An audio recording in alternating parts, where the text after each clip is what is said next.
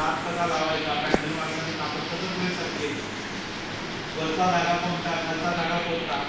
बरोबर, हे आपल्याला मॅडममध्ये शिकवणार. त्याचबरोबर टाके, काच, बटन जमायला कसं आहे म्हणजे साधारण